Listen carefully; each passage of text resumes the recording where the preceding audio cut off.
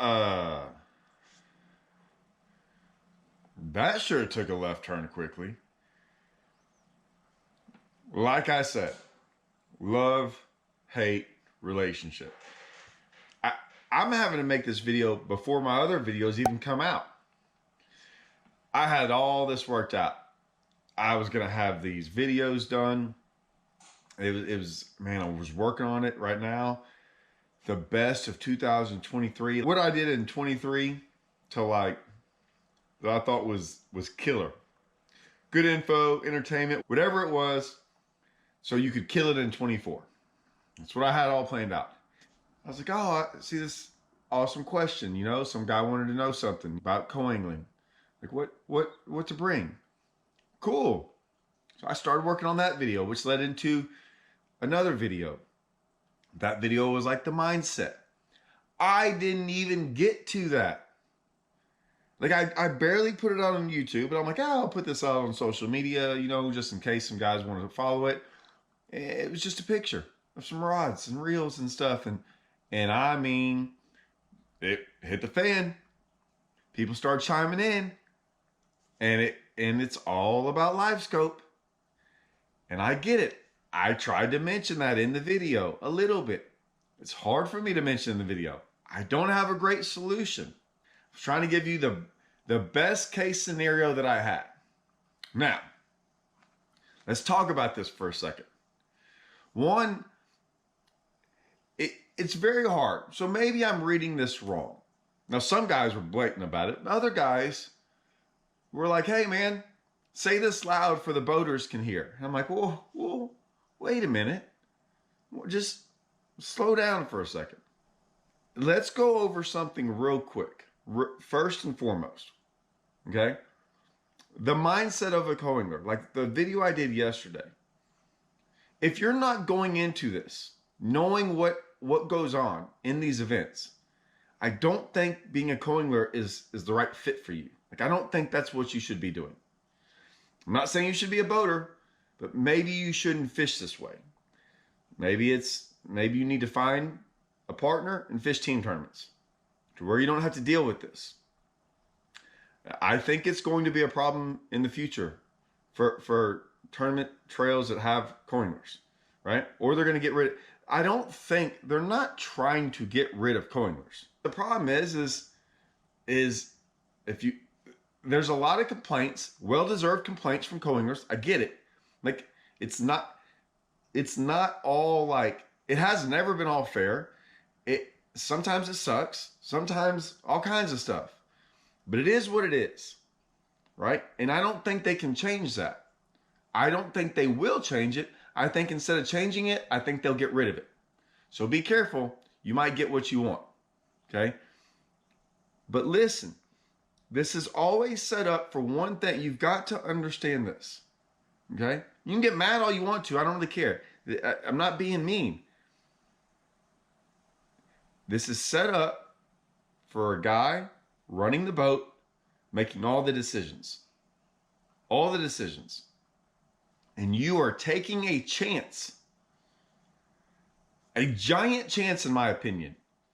Huge chance that you're going to get in that guy's boat and whatever he decides to do, right or wrong, stupid, dumb, awesome, the winning stringer, never be around to fish, you're taking a chance to be put in the back of his boat and try to catch fish against other guys put in that same situation. Now, are all those situations the same? Absolutely not. Never. Listen, I told you I fished one event. Day one was awesome. Day two, it's all I needed. One day. Never do it again. There's some guys that do it. Been doing it for years. Love it. Wasn't for me. So instead of complaining about it all, I switched to the other side. One tournament, 0 complaints. Switch to the other side. If I couldn't, now granted, I didn't have a boat. I didn't have a boat to go switch to the other side. I just said I wasn't going to do it anymore until I got a boat. So I fished team events, right? I was fishing team events anyways. I fished this as a co-angler, realized what it was, said I'll never fish one again. Never fished one again. Years later, until I got a boat, then I jumped in them. I was a boater. There you go. I'm not saying that's for everyone, but to complain about boaters that are going to go live scoping all day, I don't care if I like it, don't like it, it doesn't matter. They can do whatever they want to. Trust me, there's times I want those guys to go live scope all day long. There might be a day I want to go live scope all day long. Certain tournaments, I've benefited big time for them live scoping all day long. So go do it. Some days I got beat by those guys. Like I said, I might live scope every single tournament this year. All of them. And never do anything else. I probably won't. I'm just saying I could. And if I wanted to, it's my right to do that. I'm signing up as a boater knowing that I have full control over that boat. You're signing up as a coiner knowing you have zero control over that. And that's the chance you take. You might not like it. I get it. And you might think you deserve something else, but you don't. That's part of it. And if you don't like it, I would suggest not fishing them. I really would. I'm literally a prime example of that.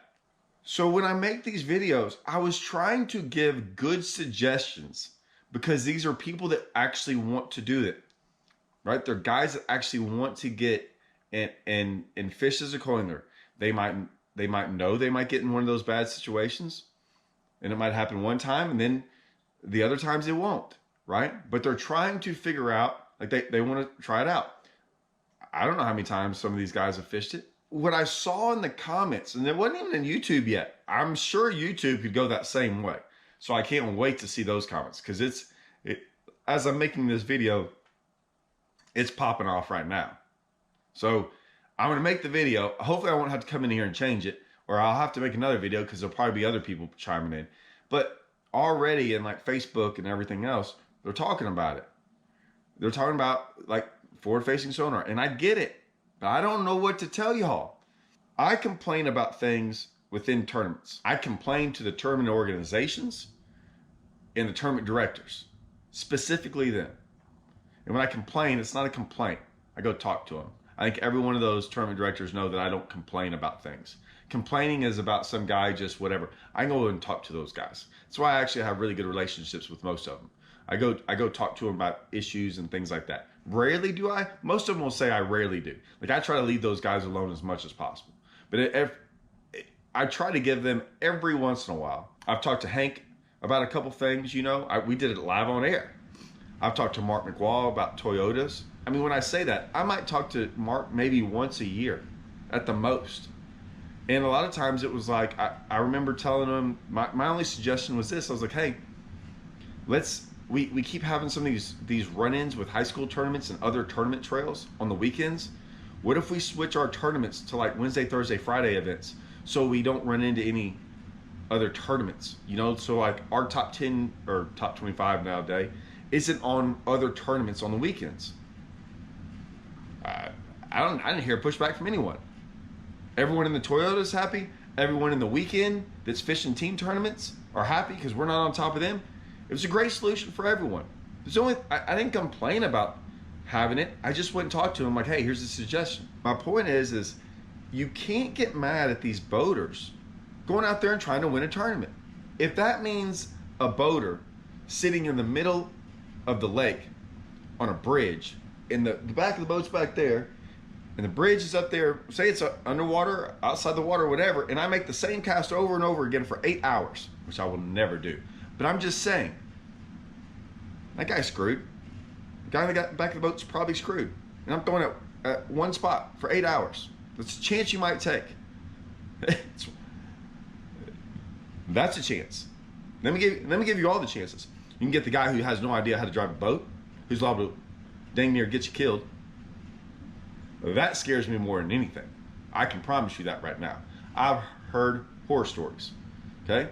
You can be around the guy that goes around the bank in the worst creek in the lake when, say, all the fish are out there deep and he just goes around in circles in 1 foot of water.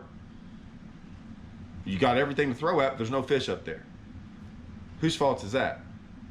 The boater's fault, right? You had everywhere to fish, but you still zeroed. And you were going to zero. Everyone was going to zero who drew him. You can get the guy who's out there in the middle of the lake, not live scoping, fishing some stupid point he got one bite on, and still never get a bite. Like, you're going to draw all these guys that are never around fish or doing whatever, and you're going to draw live scopers who are probably around some fish, and you might still not have a chance to catch any of those. I get it. Once again, you can get mad at the boater. I'd be more mad at the boater that's not around anything. But either way, a lot of those guys who are live scoping, a lot of them will be doing good in the tournament.